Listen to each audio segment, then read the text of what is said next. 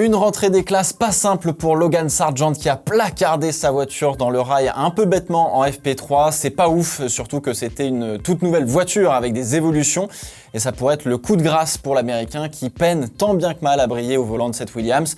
Réponse à Monza, Liam Lawson, Mick Schumacher. Liam Lawson quand même, s'il vous plaît.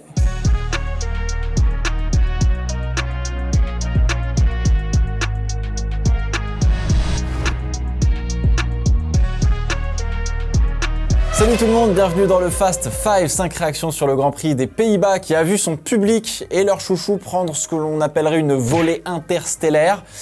Voilà, bon, c'est parti.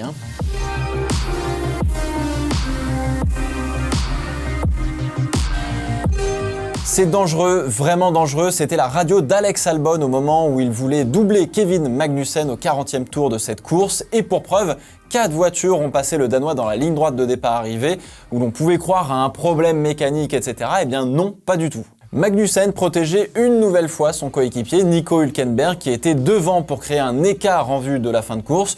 Hülkenberg avait couvert l'arrêt au stand de Alexander Albon au tour numéro 13, mettant des pneus hard relativement tôt dans la course, mais Magnussen était parti des stands justement en pneus hard, donc la stratégie était inverse et donc pouvait protéger Nico Hülkenberg. Ok, bon, pourquoi pas, c'est plutôt bien joué d'un point de vue stratégique pour Haas. Mais c'est passé par des manœuvres et une conduite surprenante pour ne pas dire erratique de la part de Magnussen sur presque plus d'un tour. Il lâche complètement les gaz entre le virage 5 et 6 à un endroit qui est absolument pleine charge avec le virage 7 qui descend en aveugle, donc c'est quand même très dangereux. Il remet pas les gaz en sortie de virage sur plusieurs virages d'ailleurs, il fait ça de manière très tardive dans le virage 9, dans le virage 10, en sortie de chicane du 12 c'est pareil, et le plus dangereux, maintenant qu'il y a 4 voitures qui sont dans sa boîte de vitesse et qui l'ont rattrapé comme une fusée, et que Gasly d'ailleurs a dû faire une petite manœuvre d'évitement dans la zone de DRS d'Albon, Magnussen ne remet qu'à moitié les gaz dans le banking. Ça crée donc ce que l'on a vu sur la ligne de départ arrivée. Alors vu comme ça, ouais, c'est quand même plutôt beau. Mais en on-board, j'ai trouvé que la manière de défendre de Magnussen était vraiment too much là pour le coup. Ne pas être à fond ou accélérer si peu en sortie de virage, etc. Ou des moments de pleine charge intentionnellement comme ça, à ce point-là vraiment. Je trouve que c'est dangereux. Tu vas voir comment j'en ai rien à branler. Alors maintenant, vu qu'il y a que les 10 premiers qui marquent des points et que tu peux pas y placer une voiture à la régulière parce que la compétition est juste méga serrée, on a ce genre de tactique qui se met en place. Alors du coup, ce genre de tactique, encore une fois, je l'ai déjà dit avant, c'est pas mal ou c'est pas bien. C'est la seule manière d'essayer de marquer des points qui valent des millions et des millions de dollars. Ça a d'ailleurs réussi à Jeddah et Magnussen était bien moins dangereux pour le coup, beaucoup plus intelligent je trouve dans ses manœuvres, donc là c'est un peu dommage. Donc oui, revoir le barème de points pourrait empêcher ce genre de tactiques qui peuvent finir par être dangereuses si les équipes ou les pilotes arrêtent d'être vraiment fair-play. Et puis c'est un autre débat, mais le système de points n'est plus représentatif de ce que l'on a en piste, je trouve, particulièrement pour la deuxième moitié de tableau. Alors j'ai conscience aussi que marquer un point pour un pilote ou une écurie représente un step dans une carrière, que ça doit être récompensé, que ça doit pas être facile non plus, mais le football, il a changé. La Formule 1, elle a quand même changé. On vient plus pour espérer marquer un point, mais pour défendre une position dans un championnat à tous les niveaux et pas seulement faire juste un coup d'éclat sur une course.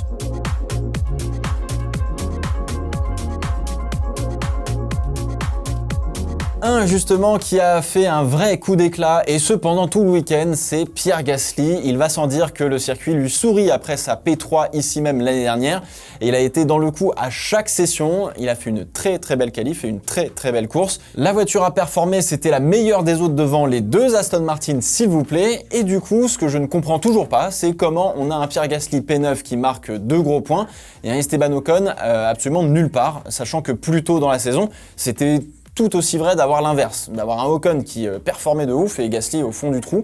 Je sais pas, il y a qu'une voiture qui est correctement montée, voilà. Alors avouez que c'est chelou quand même, mais bon, c'est comme ça. Alors départ canon de Gasly qui a poncé l'exté du T1 tout le week-end, où tout le monde est allé faire la queue d'ailleurs à la corde.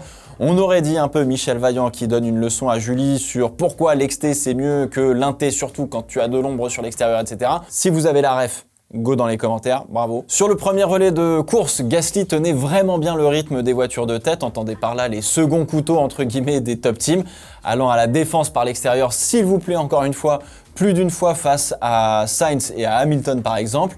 Ça jouait la stratégie contre Alonso et Stroll et c'était eux les vrais adversaires. Il y avait Ricciardo qui était un peu dans le coup aussi, donc fallait le prendre en compte. Surtout que c'est lui qui lance la valse des arrêts au stand pour ce groupe de pilotes. Et un par un, ça pite. Alors Gasly est le dernier à s'arrêter, il fallait quand même faire un peu attention à pas se faire sauter face à un undercut qui était relativement puissant. Je comprends toujours pas ce que foutait le mécano devant la voiture de Gasly. Il avait l'air un petit peu paumé et n'a pas fait un ajustement puisque j'ai l'impression qu'il avait rien dans les mains. Donc bon voilà, il était devant, il s'est mis un peu sur le côté, il a essayé de trifouiller, je sais pas. Voilà, pas grave, dangereux quand même, mais pas grave. Et donc commence la bataille en termes de rythme face aux Aston Martin, mais normalement il était plutôt à l'abri le Pierrot et c'est tout à fait étonnant, non pas forcément de la part d'Alpine, mais plutôt de la part d'Aston Martin qui ont dégringolé depuis le début de la saison quoi. Alors ils sont à peine la 5e force du plateau aujourd'hui en performance pure. Ils ont réussi à marquer pas mal de points en début d'année, donc ils se sont mis un peu à l'abri. Et de toute manière, maintenant pour marquer des points, il y a très peu d'opportunités, à part un peu un cataclysme et encore pour que Wecarb ou Haas marquent des gros points et essayent de revenir sur Aston. Mais en perfo pur, on est résigné chez Alonso, on se concentre sur 2025 car les développements et la voiture cette année n'ont tout simplement pas fourni le step qu'on attendait. D'ailleurs, on en riait sur ses déclarations il y a quelques mois, mais Stroll n'est pas loin d'Alonso cette année. Alors oui, il y a des moments plus difficiles que d'autres, oui, il n'est pas non plus nettement devant lui, oui, mais il se prend une moins grosse pilule, si on peut dire ça, voilà, à peu près, voilà. On atteste l'écart sur ce Grand Prix avec l'Espagnol, par exemple, où il a passé toute sa course derrière lui. Bon, à la fin, il était plus là, mais voilà. 2 points de plus pour Alpine qui se met à l'abri de Williams, qui aurait pu marquer des gros points sans la disqualification d'Alexander Albon pour un fond plat non conforme. Mais attention, Williams a l'air rapide avec les nouvelles améliorations et il faut confirmer ça à Monza.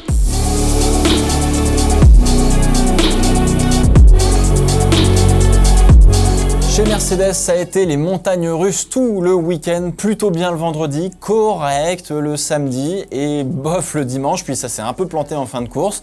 Enfin bref, la performance n'a pas été stable du tout, voire s'est fait la malle au fur et à mesure du week-end. Le problème pour eux, c'est qu'ils ne comprennent pas pourquoi. Alors la pluie, le froid, puis la chaleur, puis le vent, ça a été plus intense que sur les autres circuits. Donc ça fait que les conditions pour placer la voiture dans sa fenêtre d'exploitation, ça peut devenir vraiment difficile, ou alors elle est peut-être sujette au vent, ce qui complique la tâche d'un point de vue aéro. Alors autant en qualif, les pilotes et les équipes peuvent se faire surprendre, la piste a beaucoup évolué tout au long de la séance, donc tu te retrouves jamais à l'abri. Ajoutez à cela le mauvais endroit, mauvais moment d'Hamilton qui gêne légèrement Sergio Pérez et qui prend 3 places de pénalité. Bon, on a connu un meilleur samedi chez la marque à l'étoile. Alors d'ailleurs, j'arrive vraiment pas à comprendre comment on peut défendre Lewis Hamilton sachant qu'il se retrouve sur la trajectoire à la sortie du virage, donc sur l'extérieur. Ça arrive, c'est pas grave, mais c'est relativement net de mon point de vue. Oui, ça vaut 3 places de pénalité. Bon, donc du coup, le fait de partir en soft pour Lewis, j'ai trouvé ça couillu et c'était plutôt un très bon choix, moi je trouve. Il a remonté le peloton au fur et à mesure, pas mal de bons dépassements, mais c'est après que ça s'est un peu gâté. Alors logiquement, il fallait mettre Hamilton sur les hards sur le deuxième relais, mais avec ses pneus, le Britannique peinait à remonter sur ses adversaires devant. Du coup, logiquement, on le fait pit pour lui mettre des balles neuves, comme on dit. C'est un arrêt qui est gratuit parce que il ressort à la même position et il faut aller refaire les 27 secondes je crois ou je sais plus combien pour aller passer Sergio Pérez. Alors je sais plus s'il lui restait des médiums ou non, vous me direz dans les commentaires, mais les softs avaient pas trop mal fonctionné en début de course et avec une voiture plus légère pour la fin de course, pourquoi se priver? Donc la stratégie était la bonne de mon point de vue parce qu'il pouvait pas faire mieux ou tout simplement pas autre chose. Tout ça, c'est beaucoup d'efforts déployés pour Lewis Hamilton pour si peu de récompenses, c'est quand même assez cruel je trouve et c'est dommage. En revanche, j'ai toujours pas compris pourquoi on a lâché une position chez George Russell pour faire un deuxième arrêt, à part une crevaison peut-être. Je vois aucune raison de lâcher bêtement une position de cette manière face à Pérez par exemple. Alors ça contraste beaucoup avec les derniers Grands Prix où on les avait vus faire jeu égal et réussir à être devant les Red Bull et les McLaren. Là ils étaient derrière, 4e force du plateau, un peu à la peine. Est-ce que les améliorations fonctionnent vraiment sur cette voiture ou pas? Il va falloir bosser pour le coup et essayer de se remettre sur les bons rails et dans la bonne direction.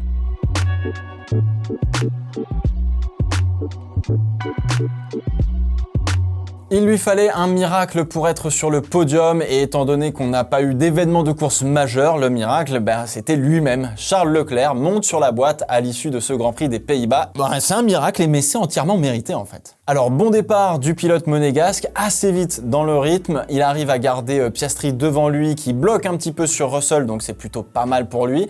Ça s'observe, ça parle de stratégie dans les radios, on sait que la McLaren elle est très rapide donc faut tenter quelque chose et Charles est dans la meilleure des positions pour le faire puisqu'il est juste derrière donc c'est nickel. Undercut tour 24, il fonctionne plus que bien, il s'avère que l'undercut encore une fois est très puissant donc c'était le bon choix. Russell couvre, mais ça suffit pas, arrêt un peu moyen, etc. Et donc maintenant, faut faire le job pour garder Piastri derrière, qui va allonger, augmenter le rythme sur ses médiums. Malgré tous les efforts de l'Australien, Charles repasse devant, et maintenant, le plus dur commence, et c'était ça que l'Australien visait. C'est tenir le très long deuxième relais sur les hards et parer les attaques de la meilleure voiture du plateau qui va revenir avec des pneus qui sont plus frais de presque 10 tours, ce qui est absolument énorme. Donc normalement, Piastri, il est censé passer Charles Leclerc. Mais à Zandvoort, c'est pas simple de dépasser, faut quand même une belle différence de performance pour plonger au T1 ou ailleurs, et il faut compter sur une erreur du pilote devant. Alors c'est pas impossible, on a vu pas mal de beaux dépassements, mais c'est chaud. Charles arrivera à garder Piastri derrière pendant un peu moins de 30 tours, je crois, ce qui est quand même relativement pas mal. Alors, j'irai pas jusqu'à dire que la Ferrari était une fusée, la McLaren était au-dessus, mais le pilote a fait quand même la différence dans ce cas précis. Ceci dit, quand on regarde un peu les graphiques et les datas, la Ferrari avait un tout petit peu plus de rythme que Red Bull et Verstappen. Donc avec une qualif un petit peu différente, la course aurait pas été la même, je pense. Et justement, malgré une mauvaise qualif de la part de Sainz, il est remonté, le pilote espagnol. Il a marqué de très gros points, fini devant les Mercedes et Sergio Pérez. Donc c'est la preuve que ça a fonctionné chez Ferrari pour les deux et qu'on a pris les bonnes décisions au bon moment. Alors, je vous rappelle que Zandvoort devait être une course de limitation des dégâts en français, de damage limitation, comme on dit en anglais, parce que les rouges allaient souffrir. Alors, ils en ressortent avec 25 points, contrairement à Mercedes qui en plante que 10 et qu'on attendait plus haut. Donc, c'est plutôt pas mal. Alors maintenant, il y a des améliorations à Monza pour ce week-end. Faut que ça marche pour cette dernière partie de saison et faut se rapprocher de McLaren et de Red Bull qui sont en train de s'amarrer l'une et l'autre et peuvent peut-être se neutraliser une fois de temps en temps en course. Et faut être là pour récupérer les pots cassés et marquer des gros points.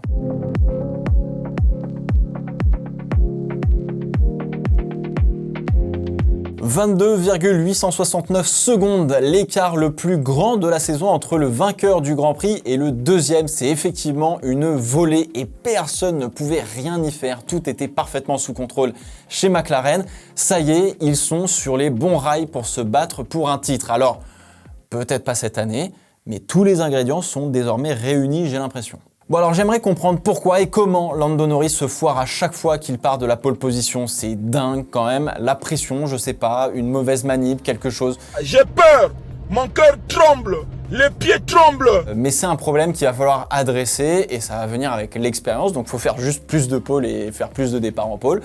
Mais ne pas passer le premier virage en tête à Zandvoort, c'est quand même un peu dur.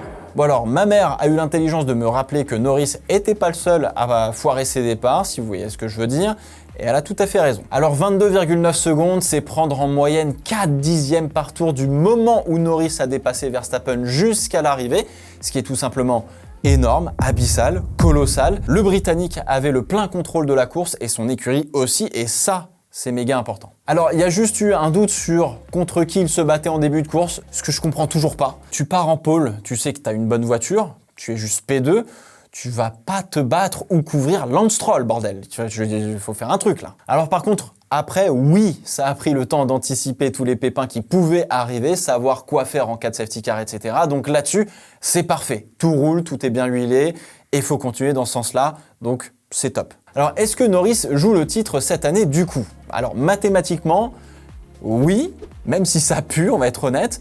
En revanche, il doit faire un perfect pour gagner et je pense pas qu'il soit dans cette mentalité de jouer le titre justement. C'est surtout pas le moment de se voir plus beau qu'on ne l'est et d'engendrer des erreurs qui sont un petit peu bêtes. Il en a déjà fait d'ailleurs, des erreurs un peu bêtes. Le tour de force mentale de se mettre à croire au titre est, de mon point de vue, voire trop violent pour se mettre dans la bonne mentalité et aller justement chercher le titre. En revanche, oui, il faut maximiser tous les week-ends dans le cas où ça dégringole chez Max Verstappen pour récupérer ce qu'il lâche et pourquoi pas jouer le titre sur les dernières courses. Mais on en est encore loin. Alors Zandvoort, ça aurait dû être à l'avantage de Red Bull normalement. Monza, ça devrait normalement aussi convenir à Red Bull. Mais attention, avec les commentaires de Pérez et surtout quand on regarde les on-board de Verstappen, on voit que la voiture est absolument nulle part. Il y a, pour le coup, je trouve, un vrai problème. Parce qu'il y a du sous-virage énorme, probablement le vent. Ce sous-virage provoque forcément du survirage en sortie. Le vent, ça a dû jouer donc un gros rôle ce week-end, mais on verra. On aura un début de réponse en tout cas à Monza, à savoir si les Pays-Bas étaient plus une anomalie qu'un problème plus profond et ancré. Vous savez, l'année dernière, on parlait de Singapour. On ne sait pas pourquoi Red Bull n'a pas du tout performé. Peut-être que cette année, c'est les Pays-Bas. En tout cas, même si Norris ne prend pas le titre cette année, cela va se jouer bien plus tard que ce à quoi tout le monde s'attendait, au soir de Bahreïn, première course de la saison. Et il va encore rester des irréductibles qui disent que c'est déjà joué de toute manière, etc. Alors, à cela, j'aimerais juste simplement vous dire qu'on lit ou on regarde un film pour le chemin, pour l'histoire, peu importe l'issue ou si elle est déjà connue ou non. Autrement, ça sert à quoi de vivre puisqu'on connaît tous notre issue? Profitez justement, voilà, soyez pas aigris, kiffez la Formule 1, kiffez les courses qu'on regarde. Allez, je vous lâche avec un bonus, victoire de Dorian Pain en F1 Academy en course 2. Ça va un peu mieux pour la Française qui avait eu un petit passage à vide. Maintenant, il faut continuer et c'est pas encore terminé, donc keep pushing comme on dit. Voilà, c'est la fin de ce Fast 5, j'espère qu'il vous a plu. On se retrouve jeudi pour parler de Williams et de Carlos Sainz. Ouais, et évidemment, la semaine prochaine pour le Fast 5 du Grand Prix d'Italie. J'ai hâte, je sais pas pourquoi, l'Italie je pense, j'ai une fascination pour l'Italie. Bref, en attendant, portez-vous bien, ciao ciao.